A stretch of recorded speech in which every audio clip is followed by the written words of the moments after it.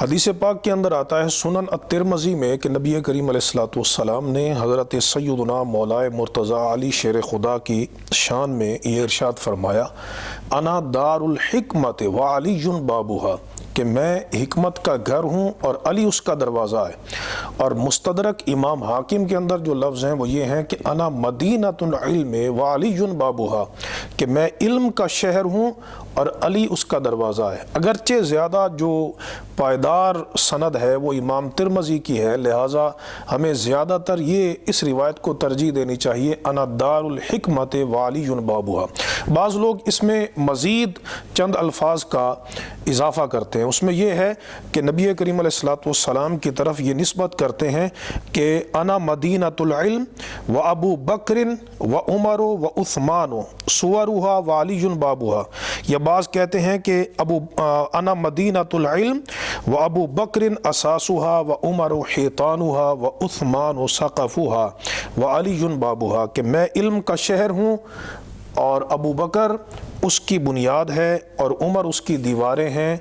اور عثمان اس کی چھت ہے اور علی اس کا دروازہ ہے۔ تو یہ روایت نبی کریم علیہ السلام کی طرف منسوب کی جاتی ہے۔ اس روایت کو امام ابن عساکر نے تاریخ دمشق میں روایت کیا ہے، لیکن وہ خود اس روایت کو بیان کرنے کے بعد فرماتے ہیں منکر جداً اسنادا و متنا، یہ روایت منکر ہے، اس میں شدید ضعف ہے سند کے اعتبار سے بھی اور متن کے اعتبار سے، چونکہ اس میں دو کذاب راوی اس سند کے اندر پائے جاتے ہیں، جن میں سے ایک کذاب راوی جو ہے اس کا نام عمر بن محمد کرجی ہے اور دوسرے کا نام اسماعیل بن مثنی ہے، اور یہ دونوں کذاب راوی۔ اسماعیل بن مثنی کے متعلق علامہ ذہبی نے اس کو کذاب لکھا ہے، علامہ ابو محمد عبدالعزیز بن محمد نقشبی نے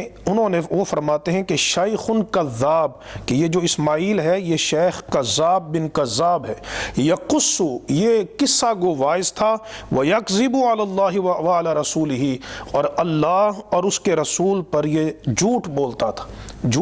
تھا، کذاب تھا۔ اور حافظ ابن حجر عسقلانی نے بھی اس بات کی تائید فرمائی۔ علامہ ابن عراقی نے وہ فرماتے ہیں کہ یہ ایک واعظ قسم کا تھا جو موضوع روایتیں بیان کرتا تھا۔ تو یہ دو کذاب راوی چونکہ اس کی سند میں پائے جا رہے ہیں، لہٰذا اس روایت کو محراب و منبر پر بیان کرنا قطعاً جائز نہیں ہے کہ نبی کریم علیہ السلام کی طرف جھوٹ منسوب کرنا کبیرہ گناہ ہے، اور سرکار دو عالم علیہ السلام نے اس کے اوپر بڑی سخت وعید ارشاد فرمائی کہ من کذب علی متعمدا فلیتبوأ مقعدہ من النار، کہ جو مجھ پر جان بوجھ کر جھوٹ بولے تو وہ اپنا ٹھکانہ جہنم کی آگ بنا لے۔ اللہ تبارک و تعالی ہمیں حق اور سچ بیان کرنے کی توفیق عطا فرمائے۔